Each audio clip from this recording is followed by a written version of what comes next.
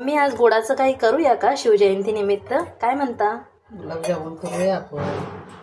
तर मग बघूया प्रेमिक्सचे गुलाबजामुन कसे तयार करायचे आहे. बघणार आहोत गिट्सच्या प्रेमिक्सपासून गुलाबजामुन कसे तयार करायचे आहे. साधारण अर्धा किलोचा पॅक घेतला आहे आपण. यामध्ये आपण 100 पीसेस तयार करू शकतो. प्रेमिक्सपासून गुलाबजामुन तयार करण्यासाठी आपण घेतला आहे 1 ग्लास दूध. थोडं थोडं करत आपल्याला टाकायचं आहे डोमध्ये.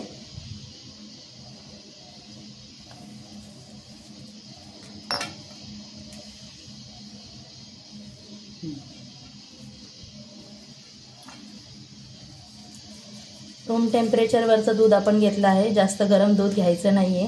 जास्त गरम दूध जर घेतलं तर त्याचे ऑटोमॅटिक गोळे तयार होतील आणि आपले गुलाबजामुन सॉफ्ट येणार नाही. लागत लागत थोडं थोडं दूध आपल्याला टाकायचं आहे. एकदम पूर्ण दूध टाकायचं नाही. तुम्ही बघू शकतात डो आपला सॉफ्ट झाला पाहिजे.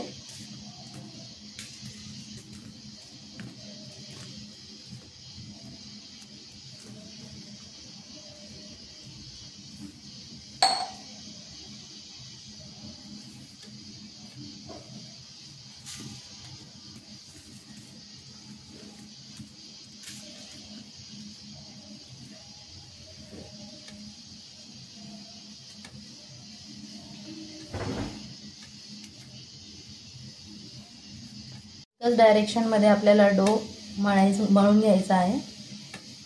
जितका छान तुम्ही मळून घेणार तितके सॉफ्ट आणि स्पॉन्जी आपले गुलाबजामुन येणार. तुम्ही बघू शकता साधारण या पद्धतीने आपण डो करून घेतला आहे. 5 मिनिटासाठी आपण याला रेस्ट करण्यासाठी ठेवणार आहोत रूम टेम्परेचरला. पण जोपर्यंत डो रेस्ट करण्यासाठी ठेवला आहे तोपर्यंत आपण पाक तयार करून घेऊया. पाकाच्या चाचणीसाठी आपण घेतलं आहे साधारण अर्धा किलोला 2 ग्लास एवढं पाणी. करण्यासाठी साधारण 3 पाव साखर आपण टाकणार आहोत.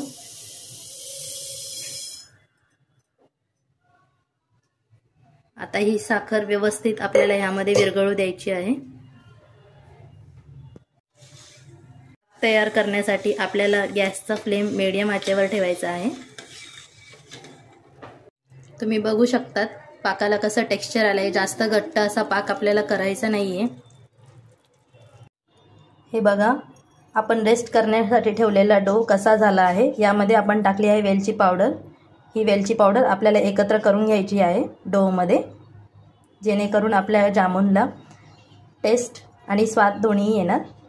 पद्धतीने मध्यम आचेवर आपण तेल गरम करण्यास ठेवले आहे. तुम्ही बघू शकतात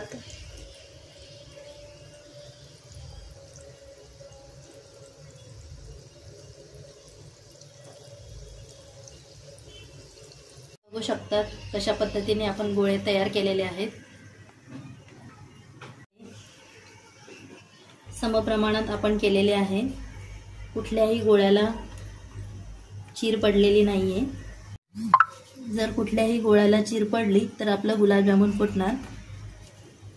सर्व समसमान केलेले आहेत. बघू शकतात कसा सुंदर असा ब्राउनिश कलर आला आहे.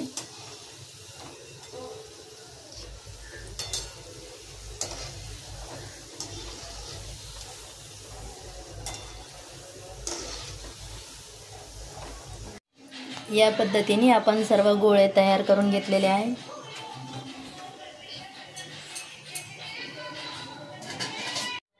तुम्ही बघू शकतात आतून किती सुंदर असं टेक्स्चर आलेलं आहे.